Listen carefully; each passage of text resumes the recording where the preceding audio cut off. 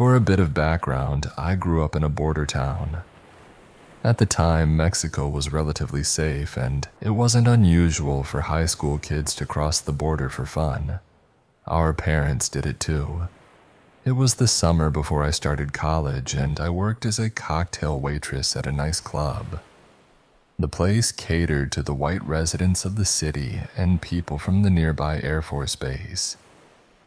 I was becoming friends with another waitress, a blonde, blue-eyed girl who came from a well-off family. Her parents often left her alone at their house by the lake. I, on the other hand, was poor and Hispanic. Despite our differences, she was always kind to me. The club closed at 2 in the morning. If we wanted to have fun after our shifts, we'd have to cross into Mexico since most parties at home would already be over. My friend had been dating a rich Mexican guy around 19 or 20 years old, while she was about 17 or 18. He was considered a papi, which is slang for a wealthy Mexican. One night after work, my friend asked if I wanted to join her and her boyfriend to party in Mexico. I agreed. We were picked up in a beautiful black car by his driver, and he had a couple of friends with him, all well off and good looking. They took us to a club where they were clearly known. As soon as we walked in, the waiters brought over multiple bottles of high-quality liquor along with mixers and garnishes. It was a great time. Her boyfriend's friends were kind and respectful, and I drank a little, though not much. We were only there for about an hour before the bars began to close. The guys suggested we go to Boys Town. For those unfamiliar with the US-Mexico border culture, Boys Town refers to the red light district, an area filled with drugs, alcohol, and prostitution. I agreed because I felt safe with our group of wealthy, well-connected guys. I'm a bit of a risk-taker and love adventure. The biggest potential threat seemed to be corrupt cops, and we could probably bribe them if needed. We drove down a dark dirt road outside the city until we reached the flashing neon lights of Boys Town. It felt like stepping onto a movie set.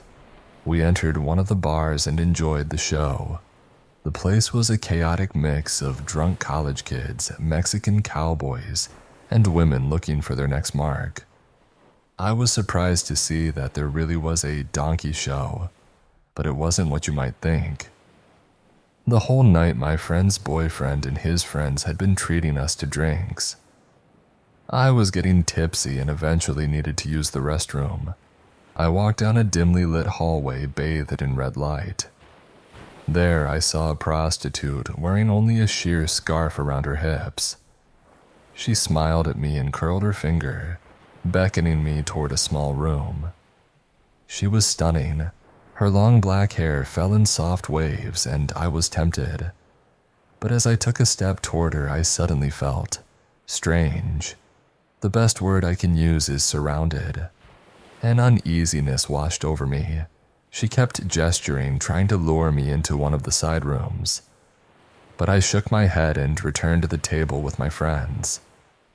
When I got back, another drink was waiting for me. I took a couple of sips but felt increasingly uncomfortable. Turning to my friend, I told her I wasn't feeling well and asked them to stop buying me drinks.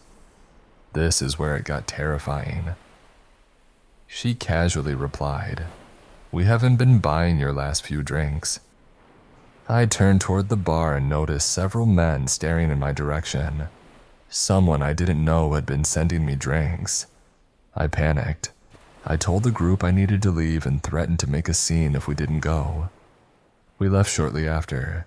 I went home without saying much and arrived around 6 in the morning. My mom was just waking up and asked what I'd been up to. I told her I had been hanging out with my friend, her boyfriend, and his friends. Then I tried to act normal, but I couldn't sleep. I felt wired, restless, amped, and completely out of control. I've never felt that way before or since. Looking back, I can't shake the feeling that someone had bad intentions for me that night. I was a pretty girl and poor. If I disappeared, Who would notice or care? Was that prostitute trying to lure me into a trap? Who had been sending me drinks that left me feeling so off? To whoever might have had plans for me that night, let's never meet again.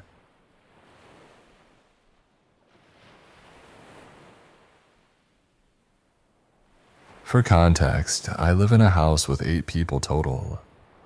It's a large, old Victorian-style house. We're all students, but since it's summer, people have started moving out. For the last week or so, there's only been 3 of us in the house. Myself, my boyfriend, and another housemate. When the house was full, it was easy to chalk up strange occurrences to one of the 7 other people. But now, with only 3 of us here, I'm growing increasingly paranoid that someone might be living in our house who shouldn't be. I'll try to organize the events that make me feel this way as clearly as possible. 1. The attic hatch above the shower. Above our shower, there's an attic. You can see the little black attic hatch, which has always been slightly open since we moved in. I know it's been open because my boyfriend would mention how creepy it was. But recently the crack is shut. The house has very high ceilings. I'm only 5'2", so there's no way I can reach it. My other housemate isn't much taller, and although my boyfriend is, he's probably still not tall enough. Besides, he's creeped out by the hatch and refuses to touch it. I've asked him and he insists he hasn't touched it. So there's that. 2. Badly rolled cigarettes. 4 out of 8 people in our house smoke, so there's often tobacco and rolling papers lying around the front room or kitchen.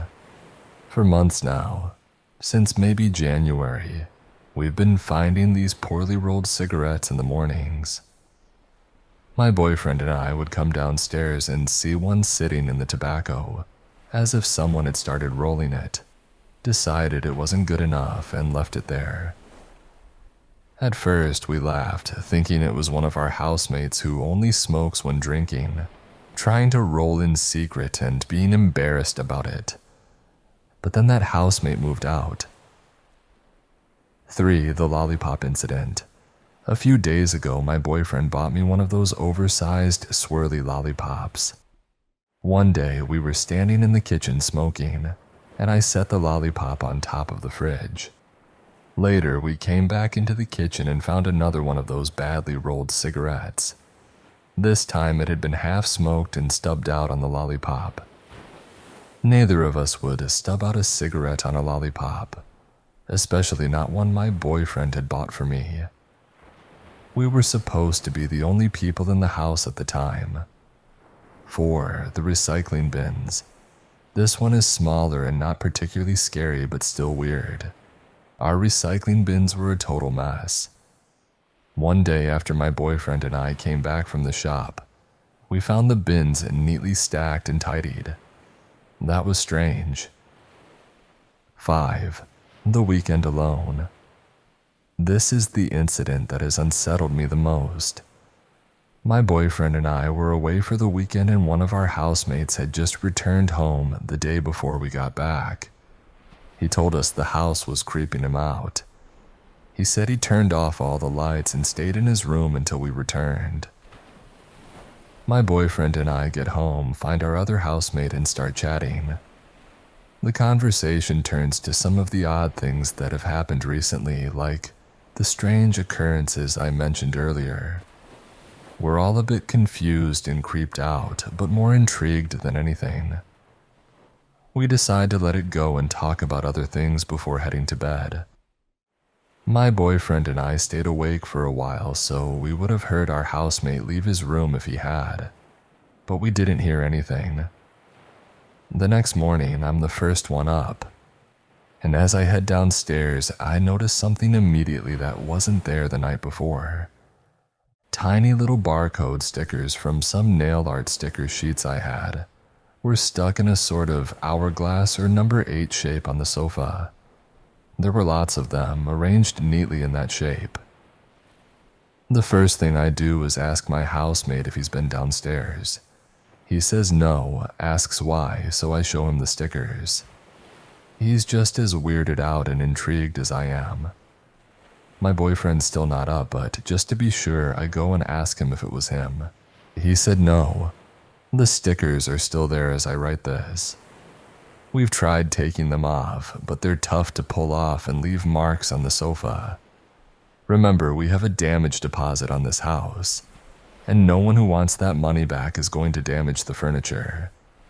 These things are happening alongside strange sounds like banging, footsteps, taps being turned on, or things being dragged across the floor. The sounds are worrying, but I always try to put it down to the house being old or it being one of the other people who've lived here or even the neighbors. One more thing that I only realized recently. My boyfriend lost his house keys a while ago. Anyone could have picked them up and figured out where we live. I'm at my parents' house right now, but the more I stay away from my own house, the more it seems like the only explanation for these things is that someone's living in our attic. And that scares the hell out of me. I'm too scared to check it out myself. I have no idea what's going on. Do I really need to get someone to check? Or can you come up with another explanation for all of this? What should I do if there is someone living in the attic? I'm too scared to go back to my own house. Edit. I didn't expect this response. These comments have made everything feel more real than before when I thought I was just being paranoid. A few things to clear up. After reading the comments, I'm thinking we should call the cops to do a sweep of the house and attic. I'm too much of a wuss to have me or my housemates do anything alone, and we don't own any small cameras that would be convenient. So I think calling the police is the best option. I'll bring it up with my boyfriend and housemate, though he's gone home now. So if anyone's been pranking us, they'll have to admit it. There's a reason I haven't done anything until now. I thought I was just being paranoid, like I usually am. What are the chances of someone actually living in your house? That's so stupid. But now it seems it's not as rare as I thought. I've seen posts and videos about things like this, but I haven't clicked on them. Honestly, I'd probably crap myself if I saw one. So, to sum it up, I'll most likely call the police, but I won't be back for another week due to family issues. Thanks again for the massive response.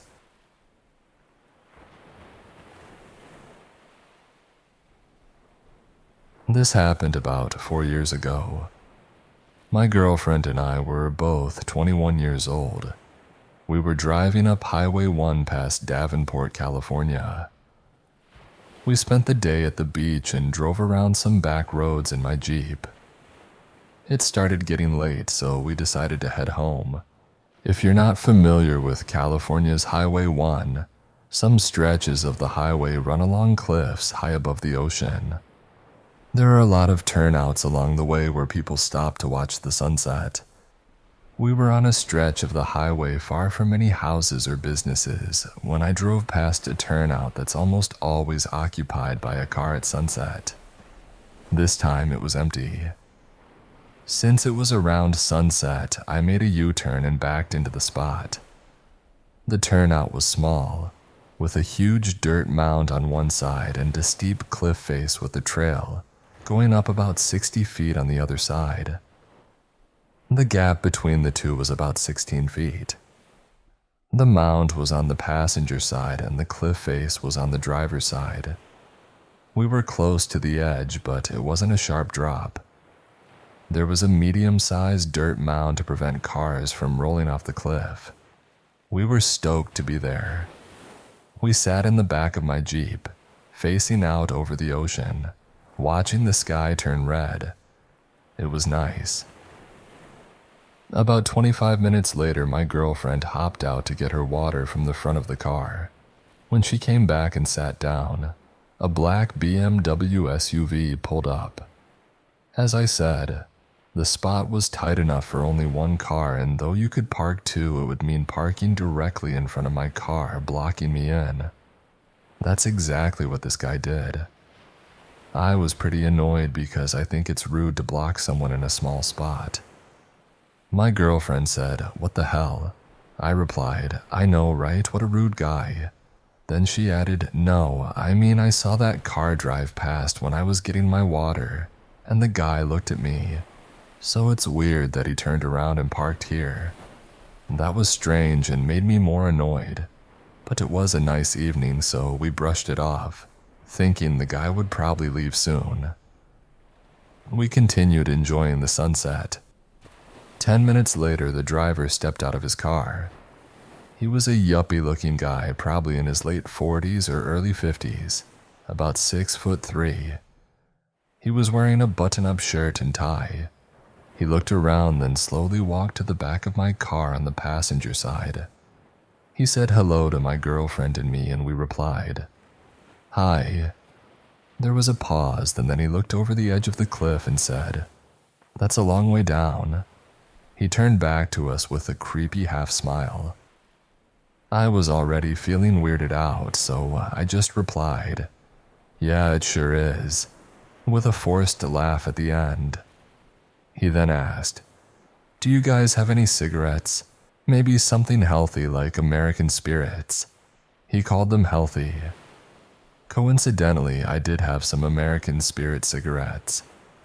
They were on the dashboard in the front, so he must have seen them, making the way he asked seem even weirder to me.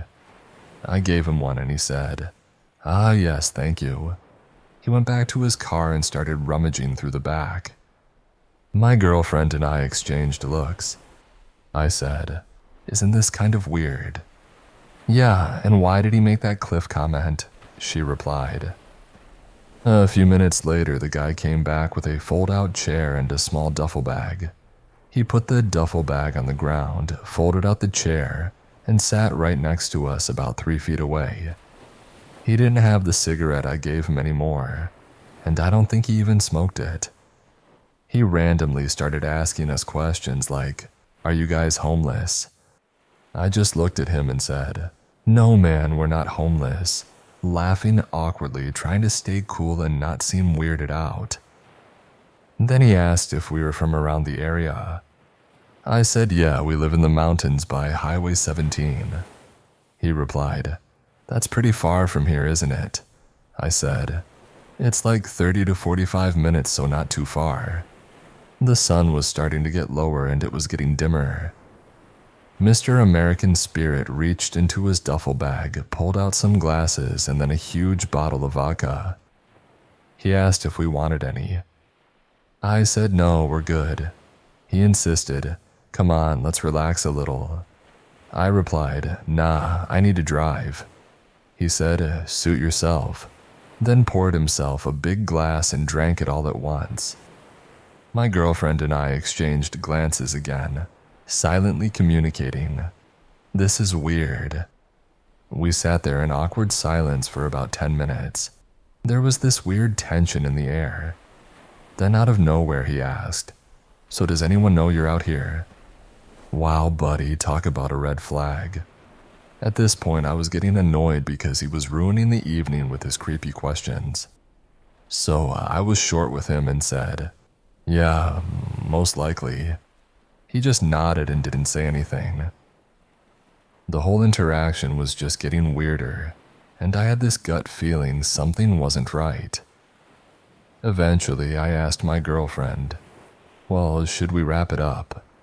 She immediately said yes. So I stood up and my girlfriend crawled into the Jeep. She went through the back seat into the front passenger. I closed the rear door, and as I did, the guy snapped his head toward me in this almost comically creepy way and said, "How are you gonna get out if I'm blocking you in like this?" At this point, I'm just thinking, what the hell is wrong with this dude? But then I realized he had a good point. I tried to stay calm and said, "I think I got it." I got inside my Jeep, locked the doors, and started it up. My girlfriend said she saw him start rummaging through his duffel bag again. By this point, I was feeling a rush of adrenaline, and everything started moving fast. I wasn't paying much attention to him, and I engaged the four-wheel drive. There was just enough space between his car and the cliff face for me to angle my driver's side up the cliff. My Jeep was tilted at a sharp 45-degree angle, which was sketchy because as I slammed the gas, I looked in my mirror and saw the guy walking quickly toward my side. I barely managed to get past his car without hitting it or flipping my Jeep onto it. Once I did, I peeled out of there. My girlfriend and I were like, holy hell. We looked back at the guy as we drove away. He was standing there with a blank expression, holding something long in his right hand close to his side. I don't know what it was. He just stood there for a second, then quickly started packing up his things. I had to pull over real quick to put my Jeep back into two-wheel drive before going faster down the road. We saw the guy pull out and drive away in the opposite direction. We never saw him again after that. I'll never park along Highway 1 near nighttime again.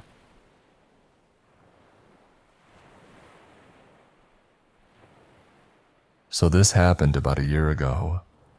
I'm a 28-year-old blonde woman, though I look around 18 to 22 or so I'm told. I recently went back to college for human resources, so I was on the GO train at 1 p.m. on a Monday to get to a 3 p.m. class. The train comes from outside the city and is usually very quiet during the day when it's not rush hour. I got on the train, walked upstairs, but decided to go to the middle area. There's a middle section next to the bathroom, because someone was humming, and I found it annoying. The washroom door was closed the entire time, and I didn't think anyone was inside. I was alone in the middle section with no one else around me. I was sitting comfortably with my jacket off, drinking tea from a bunny mug, with my backpack across from me.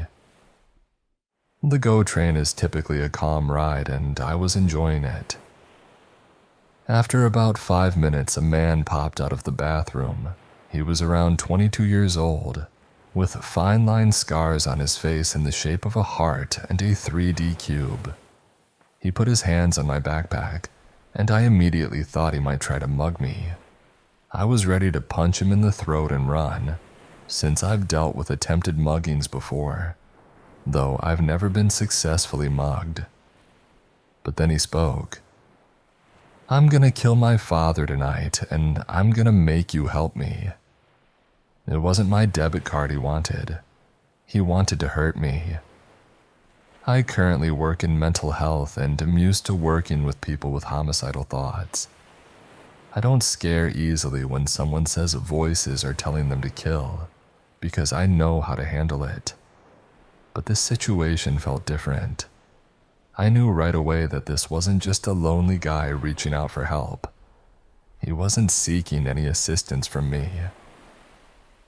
I needed to leave, but his leg was blocking me in. I heard my voice shake as I said, "It sounds like you're going through a lot right now. I'm sorry to hear you're upset with your dad. Tell me about it." I grabbed my backpack, trying to stay calm. I knew I looked terrified, but I kept trying to talk to him. He didn't respond well. "No, you're not, damn it," he spat. "Women like you sleep with my dad, you effing bitch." He got closer, cornering me into my seat.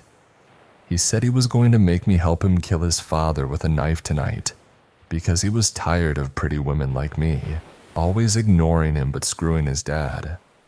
I felt terrified. We were only 2 feet away from the washroom, and I feared he might try to force me inside. My body went cold. His face moved closer to mine, and I screamed at the top of my lungs, "Help me, help, help!" I didn't even recognize my voice. It was filled with terror. 4 strangers on the train immediately came running. 1 man, 2 young women, and 1 middle-aged woman. The man asked, "Are you okay, miss?" The guy across from me, visibly upset, started shouting, claiming I was calling for help because I'm a vain woman. He screamed that we were all vain and cruel, only wanting someone pretty, not like him.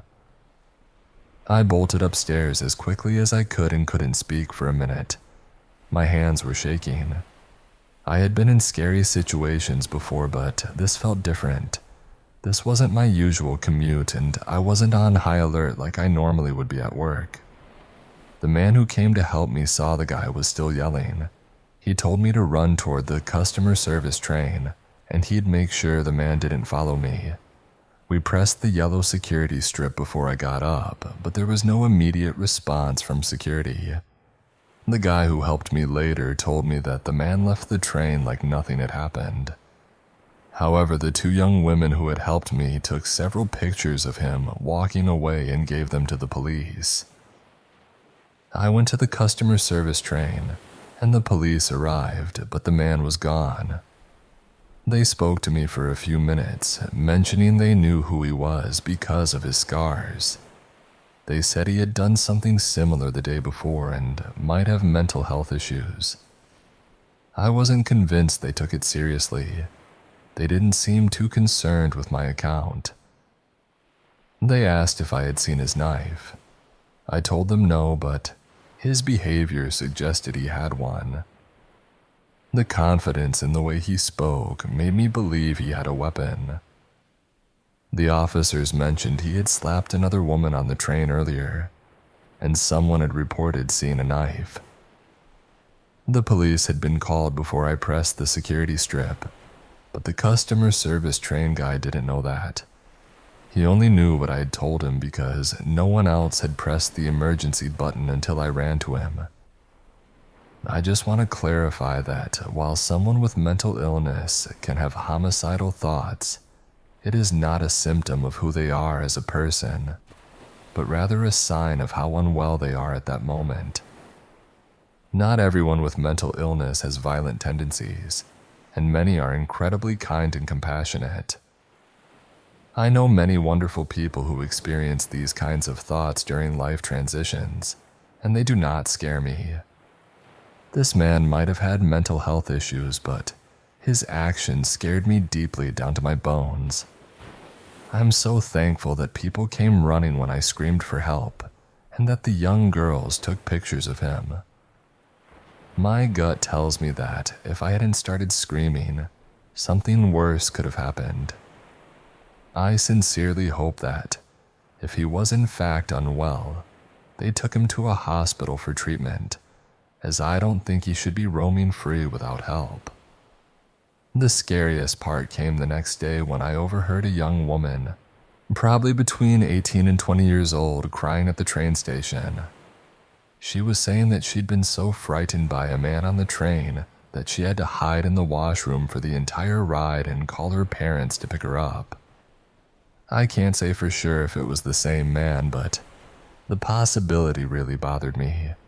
It made me think about how vulnerable young women can be, especially if they're too scared to speak up. It's been a few months now, and I've never heard from the police about whether or not they caught him. He didn't physically touch me, so maybe that's why it wasn't serious enough for them to follow up. But that experience has left me permanently anxious on my commute. I never sit alone anymore, never take my jacket off, and I'm never truly comfortable on the train anymore. To the scary man with the heart and box scars on his face, let's not meet again.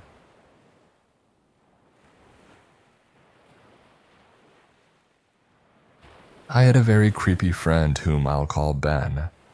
I believe he might be a dangerous psychopath, or at worst, a serial killer.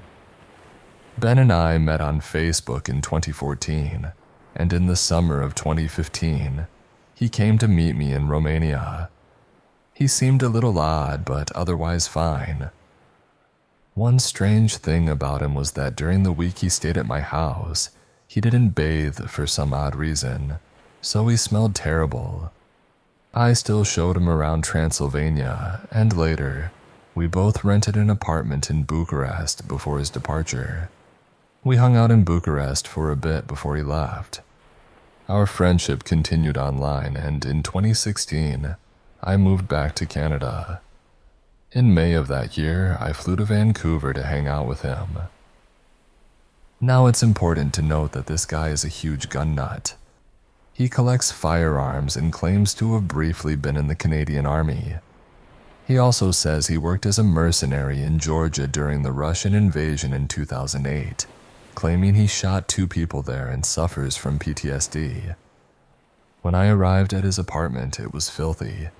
I'm talking trash everywhere, and 2 cats that made the place smell like cat urine. The guy kept the lights on 24/7, and on his wall was a clock that played a loud tune every hour. His behavior toward me during my stay was somewhat disrespectful, but I brushed it off, assuming he was just messing around. He'd say mildly creepy things, but again, I took them as jokes. I left and our friendship continued online. However, over time, his conversations became darker and more hostile, though still passive-aggressive. Ben is a hardcore alcoholic who drinks until he passes out, and he did all sorts of antisocial and downright vile things while drunk. Between 2016 and 2017, he told me that 2 men had briefly lived with him. When I asked about what happened to them, he would change the subject quickly. After what happened in 2018, I strongly suspect something bad might have happened to those men.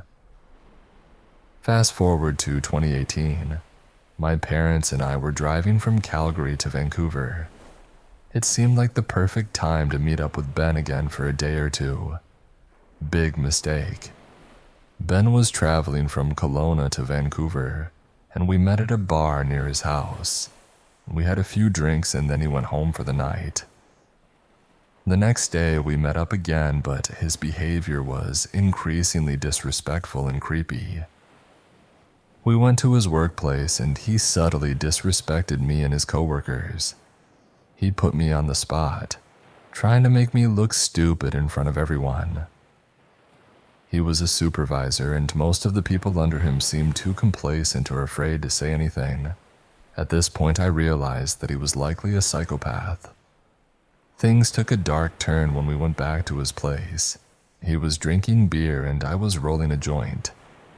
A movie was playing in the background and Ben was getting tipsy. By this point, I started feeling very uneasy. My gut instinct was telling me to leave. It's always wise to trust your gut, that primal fight or flight response. As the day went on and Ben got drunker, his behavior became increasingly unsettling. He mumbled, "I don't care for anyone but myself. I don't give a damn about people." And then I noticed a loaded shotgun on the table beside us. He looked at his computer screen and mumbled, "I'm a madman with a gun." A few minutes later, he turned to me and asked, "Hey, what if I put some MDMA in your drink?" Then he added with a chuckle, "Just messing with you. I'm just kidding around." The cat and mouse game continued.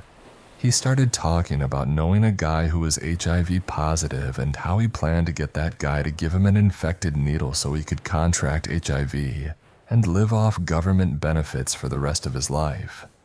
I couldn't believe what I was hearing. This guy was completely unhinged. I wanted to leave, but I didn't want him to know that I was ready to go. It was a terrible, vulnerable feeling. He cracked open another beer and turned to me. I was now deeply uncomfortable. The conversation shifted to food. He looked me straight in the eyes, his face cold and serious, and asked, "So if this was your last meal, what would you have?" The malice in his tone made my blood run cold. I knew I had to flee. My heart was pounding and the adrenaline was kicking in. I had to make my move. I calmly told Ben that the weed I had smoked was making me feel funny and that I needed some fresh air. I quickly put on my shoes and left before he had any chance to stop me. He made me promise I'd come back, but I didn't plan to. I went down the stairs into the sunlight, feeling like an animal that had just escaped a predator. My phone rang. It was Ben asking where I was and telling me he was panicking. I told him I was still taking a breather, all the while walking to my cousin's house. I managed to get inside safely. By nightfall, he was calling me nonstop. When I finally answered, he tried to convince me to meet up and go for a ride. His voice was flat and insincere. He said, "We just had a bad night," and kept pressing me to meet him. I blocked his number and then blocked him on social media. That was the last time I spoke to that scumbag. Over the years, during our online conversations, Ben would occasionally drop hints about his past. He talked about the terrible things he'd done as a mercenary. He'd go on drunken tirades saying he was a bad man who had done bad things. He even tried to put on a facade of normality by attending AA meetings and volunteering at an old folks' home. But deep down, I believe Ben is a psychopath, and a potentially dangerous one at that. I can only hope that he never murdered anyone other than the 2 people he allegedly shot during his combat duty. Vancouver is a sketchy place full of missing people, and I guess we'll never know.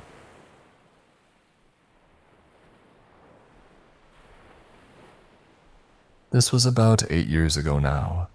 I was living with my mom and stepdad in Devon, England, after getting really sick a year before. I had to move in with them to be looked after.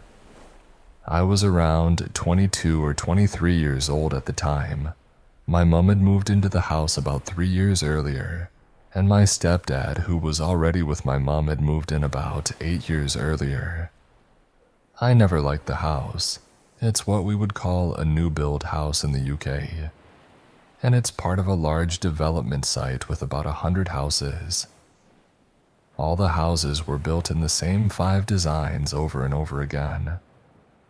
The house was detached with a dead-end road outside.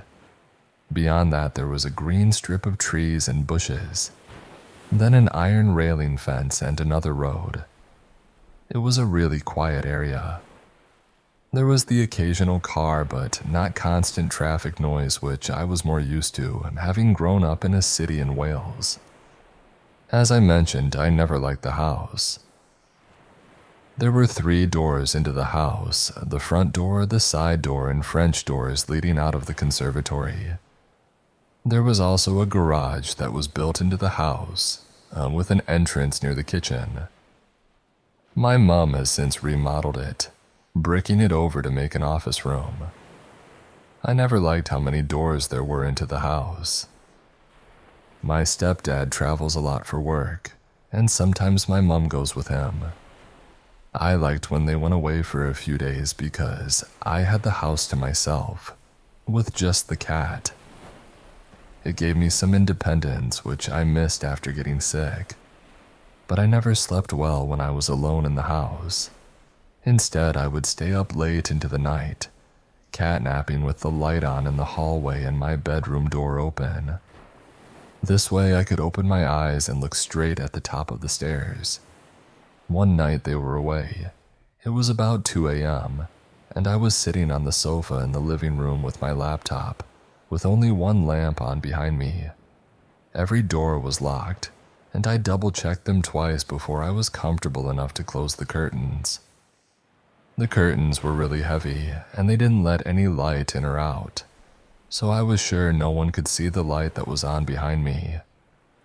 The living room door was mostly closed.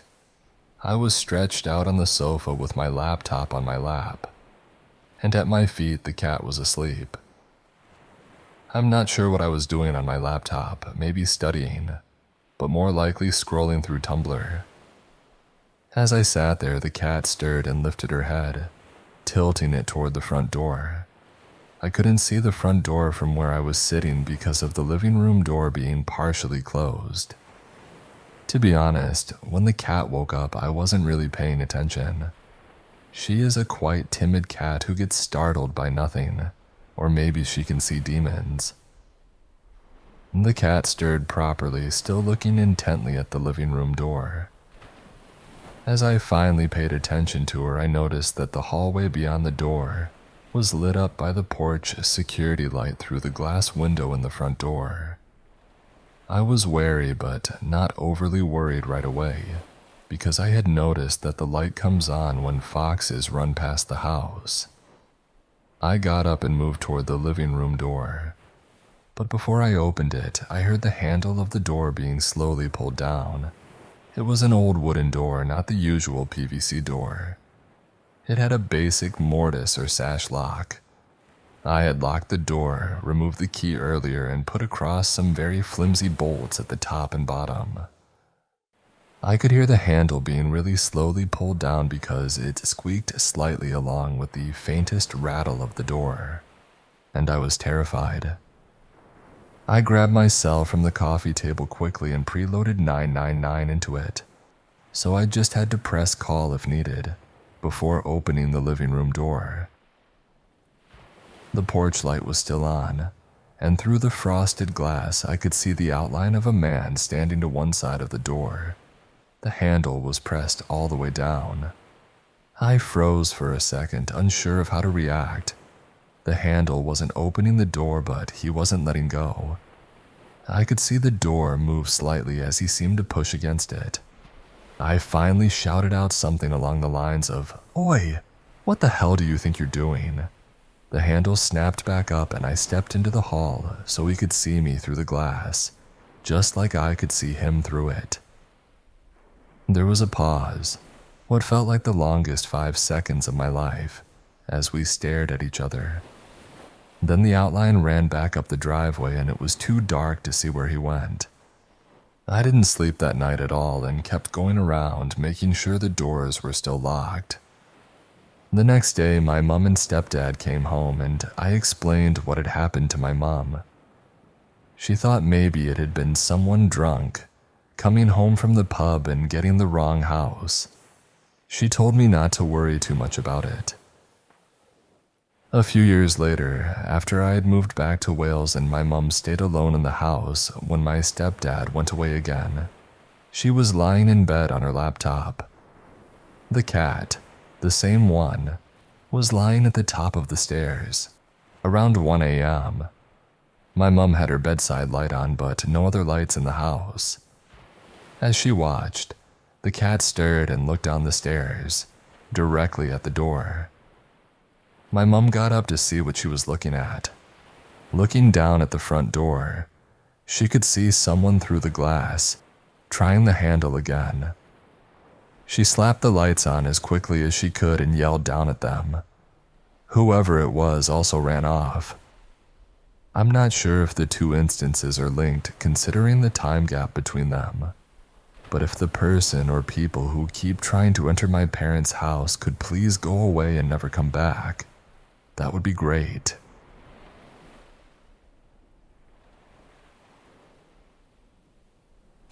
This story takes place when I was around 16 or 17 years old. I lived with just my dad in a little apartment in a questionable area. It was the type of place you wouldn't want to be out in after the sun goes down. Up until about 10 or 11 p.m., there would be a cop or two patrolling the area and making sure there was no gang activity. I worked at a restaurant in the city, which was about a 30-minute car ride or an hour-and-a-half train ride. The train station was just a couple of blocks from my place, and since my dad was always too lazy or hungover to drive me, the train was my main form of transportation. I'd start work around 3 p.m. and usually get home around 12 or 1 a.m. This was my schedule 4 days a week aside from school. I saw a lot of familiar faces on the train because of this, but we never really spoke to each other. Until one night when I got out of work late because some people decided to sit in the restaurant past closing. Thanks to them, I missed my train. The next one wouldn't arrive for another hour. So with nowhere to go and no money for Lyft or Uber, I sat and waited. There was no one around, so when this older man showed up, kind of staggering, I assumed he was just another drunken person trying to catch a train to sleep somewhere. Something about his face felt familiar, but I shrugged it off, thinking maybe I'd seen him on the train before.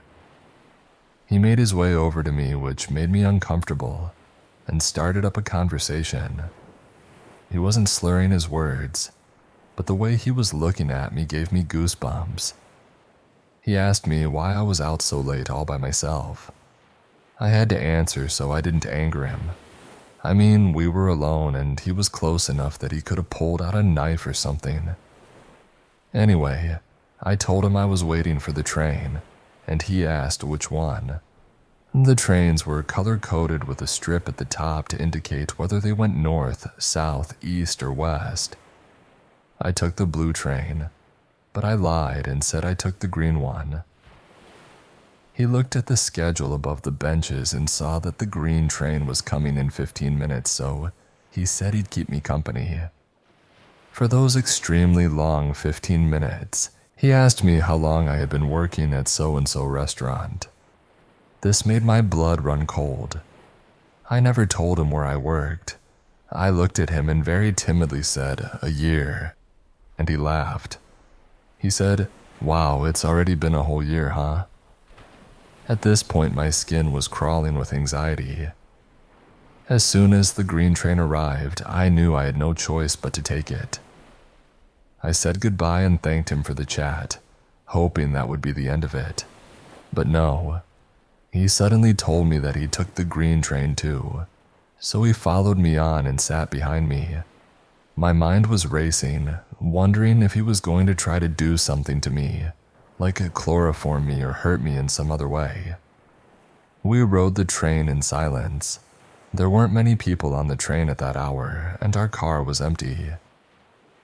As the ride went on in tense silence, I could feel him staring at the back of my head. I waited until we reached a stop with another person, and I was so relieved to see a woman sitting there. She wasn't boarding, so I immediately got off the train, and the man followed me just as I expected. I took a seat on a bench next to hers, close enough for her to see and hear everything, hoping she'd catch on. The man noticed that I was sniffling, probably from allergies and the cold, and asked if I was sick. I told him no, but he insisted on giving me these weird pills he had, claiming they were cold medicine. I declined, saying loudly, "Sorry, I don't accept pills from strangers." This made the woman look at us, and I made eye contact with her. She knew now. This went on until the blue train arrived, and the lady got up, giving me a look that told me to get on with her. So without any explanation, I did. She waved me over to sit next to her, and when the man tried to follow, she said, "No, you go sit over there," and made him sit a few seats across from us.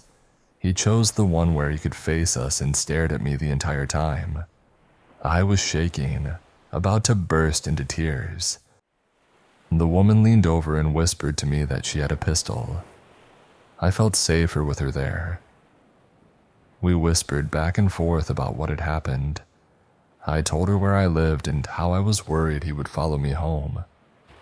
She told me a friend of hers would be boarding the train soon, and when he did, she introduced him to me as Ray.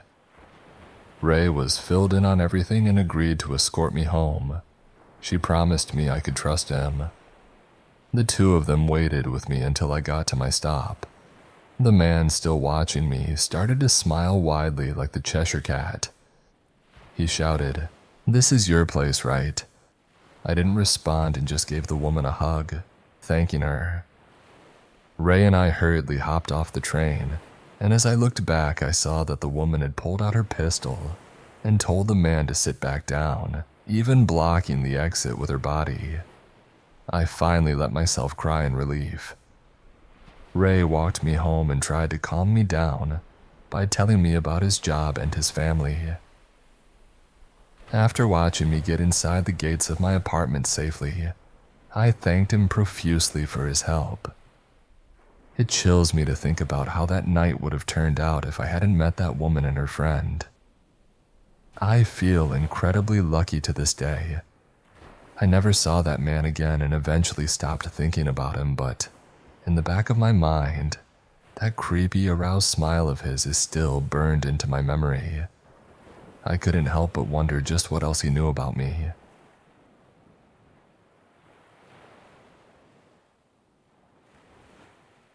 So, Where I live, public transportation is pretty bad. There's only one unreliable public bus that goes in and out of the residential area, and it's a long walk. So the people in my neighborhood came up with a cab-like system where you pay by the seat. These cabs fit up to 4 people, and about a year ago, they started identifying these cabs with a sticker that shows the cab line number. The drivers also have ID cards that list the cab line info. Now, on to the story. A couple of times, men have tried to give me a ride. I do my best to ignore them, but sometimes it's a little scary. The part of the residential area where I live is isolated, so not a lot of cars or people pass through. I have to walk alone from my house to the cab line or bus stop. A couple of months ago, I was walking to the stop while wearing headphones, so I wasn't paying much attention. That was my first mistake. A car pulled up next to me, which wasn't too strange because I've been using the cab line for a while and many of the drivers know me. They often pull over when they see me, so I don't have to walk all the way to the stop. The driver asked, "Hey, are you going to such and such place?" I said yes and got inside without checking the windshield for the ID number. That was my second mistake. This is when alarms started going off in my head. The cars in the cab line are usually old and don't have AC, but this was a newer car. When I got in, the driver locked the doors and turned on the AC. That's when I realized that this wasn't one of the cabs, it was a stranger. He started asking personal questions like my name and where I lived. I answered very vaguely with my heart racing. I was starting to panic, so I texted a friend my location and told him to call me as soon as possible. At this point, we were close to my destination, but the driver didn't slow down and was about to pass the stop. Then my friend called and I answered, pretending he was my boyfriend. I said, "Hi baby, I'm almost there, wait for me and we'll go, okay?" My friend was confused. But when the man heard me talking, he suddenly stopped the car. He said, "Sorry, I was so entertained talking to you that I almost missed the stop. Maybe we could see each other again." Then he unlocked the doors and I bolted out of the car, barely saying anything. After that, I became much more aware of my surroundings. I only get into cabs at the stop if I can clearly see ID on the car. A couple of friends said I was overreacting, but that situation scared me a lot. Then today, I was walking to the stop without headphones, and halfway there, a car started driving slowly next to me. I kept walking, but the older man driving the car started talking to me. He asked, "Are you Alicia's daughter? Do you live around here?" I said no, I'm not, and kept walking. He insisted that he was a neighbor and could give me a ride. I said again that I wasn't and that I didn't want a ride. Just to clarify, my mom wasn't called that and she's been dead for over a decade. The grandma people sometimes confuse with my mom isn't called that either. The man kept insisting, and I started walking faster toward the stop where there were more people. At this point, the man got angry and started yelling, saying that this was the last time he would be nice and offer me a ride. Then he sped off. I finally got to the stop and got in a cab that took me to my destination. When I got to work, I told my boss and she said, "Thank God you kept walking. You could have been kidnapped." So that was my morning. I could really use a car. To both of those creeps who might have wanted to kidnap me, or who knows what else, let's not meet.